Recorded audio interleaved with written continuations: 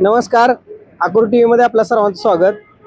आटपाडीच्या विविध प्रभागामध्ये फिरत असताना आपल्या समेत जनता दलाचे माजी तालुका अध्यक्ष आबासाहेब सागर आहेत, ज्यांनी शिवसेना शिंदे गटासाठी एक जाहीरनामा दिलेला आहे. आपल्या समेत बोलण्यासाठी आबासाहेब सागर स्वतः आहेत. नमस्कार. नमस्कार. नमस्कार. काय जाहीरनामा तुम्ही केलेला आहे तयार, आणि कसा पाठिंबा कशा पद्धतीने देणार आहे? माझा शिवसेनेला पाठिंबा देण्यामागचा एकच हेतू आहे की महाराष्ट्राचे आधुनिक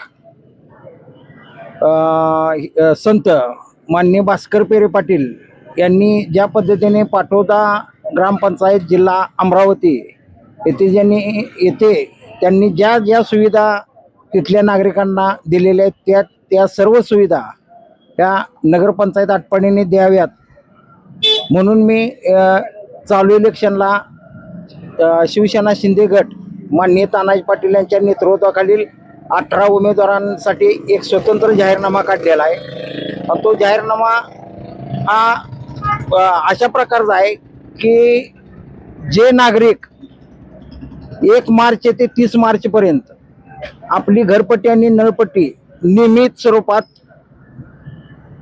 महिन्याच्यात भरतील आणि नगरपंचायत मार्फत घरपट्टी आणि पाणीपट्टी भरलेली जी पावती घेऊन जातील अशा प्रत्येक नागरिकांना पाटोदा ग्रामपंचायत मार्फत ज्याप्रमाणे दळण तिथल्या नागरिकांना मोफत दळून दिले जातं, त्याच पद्धतीने नगरपंचायत आटपाडी मार्फत जे करधारक आहेत त्यांना वर्षभर मोफत दळून देण्याची सोय माननीय तानाजीराव पाटलाच्या नेतृत्वाखालील पॅनल जर निवडून आलं तर वर्षभर मोफत देण्याची सोय करण्यात येणार आहे.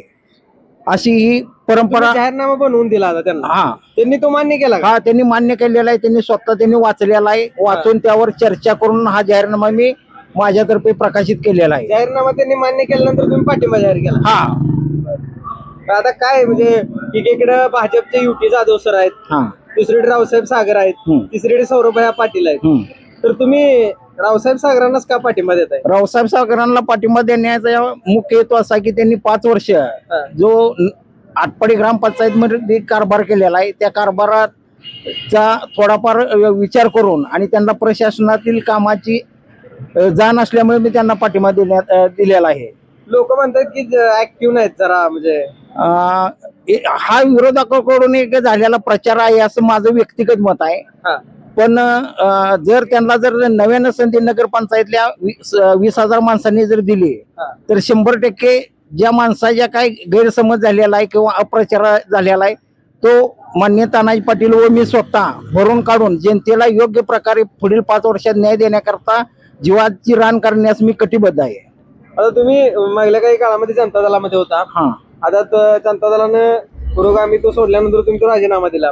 मूळ कारण जनता दलानं पुरोगामित्व सोडल्यामुळेच 2.5 वर्षापूर्वी मी माझ्या पक्षाचा राजीनामा दिलेला आहे आणि तोही 27 वर्षे पक्ष जो मी चालवला त्या पक्षाला सोडण्याचं मूळ कारण भारतीय जनता पार्टी बरोबर कर्नाटकचे माजी पंतप्रधान HD देवेगौडा व कुमारस्वामी यांनी भाजपमध्ये प्रवेश केला, हीच माझं राजीनामा देण्याचं मुख्य आणि मूळ कारण आहे.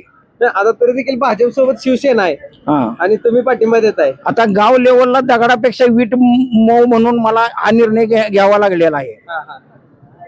मग आता तुम्ही ज्येष्ठ नागरिकांना काय आवाहन कराल तुमच्या समेत?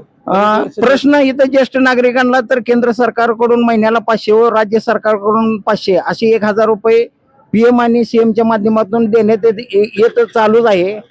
पण हा राज्यव्यापी आणि देशव्यापी PM पिअर पेनचा आणि CM केअर पेनचा फंड आहे. त्यात 50-60% मला यश आलेलं आहे त्या आंदोलनाला. पण चालू घडीला जी निवडणूक आहे ती आटपाडी नगरपंचायत हद्दीतील असल्यामुळे नगरपंचायत हद्दीतील ज्या काही समस्या आहेत त्या समस्या वेगळ्या आहेत त्या, आणि पेन्शन धारकांच्या समस्या ज्या काय आहेत त्या मी गेली 25 वर्षे लढतच आहे. नाही, पण आता ज्येष्ठ नागरिकांना तुम्ही मतदान करा म्हणून आवाहन करणार आहे? साहजिक ना. ज्येष्ठ नागरिकांना एक चळवळीतला कार्यकर्ता बघून तरी माझ्याकडे बघून तर संबंधित 18 उमेदवारांना मतदान करण्याचं मी जाहीर आवाहन करत आहे. आता प्रचार कसा चालू आहे आणि काय तुम्ही सक्रिय आहे का त्या प्रचारात? मी कोणत्याही प्रकारच्या प्रचारात सक्रिय नाही. माझं पोस्टाचं काम बघून मी घर टू घर ही माझा जाहीरनामा आणि संबंधित माननीय तानाजी पाटलाच्या अध्यक्षतेखालील 18 उमेदवार निवडून आले तर जी मी जाहीरनाम्यात जी संकल्पना मांडलेली आहे ती पूर्ण 100% प्रत्यक्षात उतरवण्याचा कटिबद्ध आहे. कटिबद्ध आहे. ठीक आहे. हे होते आबा सागर. त्यांनी ज्येष्ठ नागरिकांसाठी बऱ्याच वर्ष संघर्ष केला आणि त्यांनी स्वतःचा एक जाहीरनामा आता दिलेला आहे.